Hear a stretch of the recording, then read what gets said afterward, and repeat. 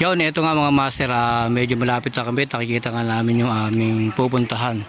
Ito mga master, nakita ito. Medyo talagang halos wala talaga kabahay-bahay ito mga master. Pero pagdating doon sa kabila yun, may nag-iisang bahay doon. Ayun po yung pupuntahan namin. Doon na rin yung mga kasama ko mga master. Ako lang yung medyo nahuli kasi siyempre medyo napagod tayo sa kakalakad dito sa bundok.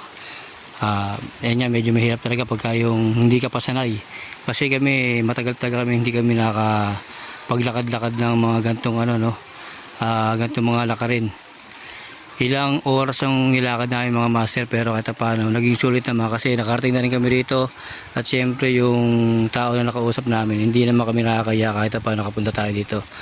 Yan mga master, mamaya pupunta tayo doon at ipapakita ko sa inyo yung mga bagay na kung ano yung meron na dito. Pero yun lang mga master, kasi hindi natin pwedeng kunin lahat yung mga detalye na nung sa kanila, no? Kukunin lang natin yung mga importante na pag andito ka sa bundok, kung ano yung gagawin mo, kung paano ka kumakain dito, at syempre kung paano kumukuha ng tubig dito mga master, kasi ilang kilometro yung layo ng nilakad namin. Hindi namin alam kung paano sila kumukuha ng tubig.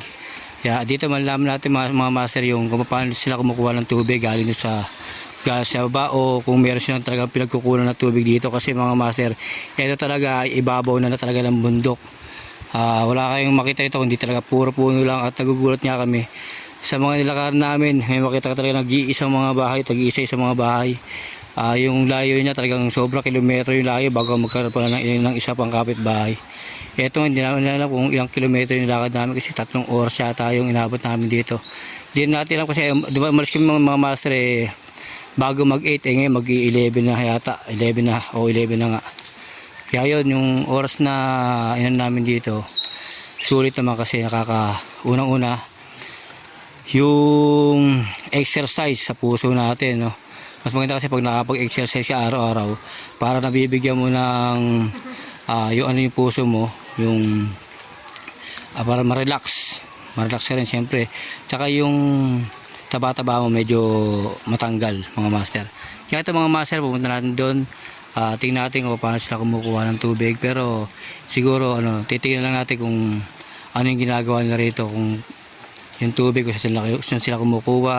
Yung pagkain siguro medyo marami rito kasi gubat, may mga tanim-tanim sila rito.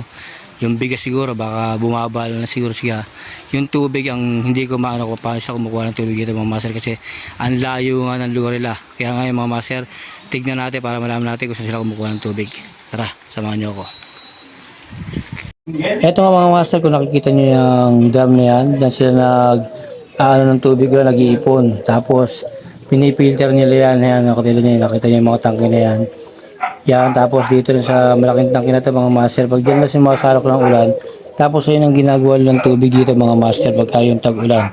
Tapos pagka daw nawala ng ulan, talaga bumaba sila sa napakalayong baybayin para kumuha lang ng tubig, no? Yun, dito lang mga master ang konting kalaman.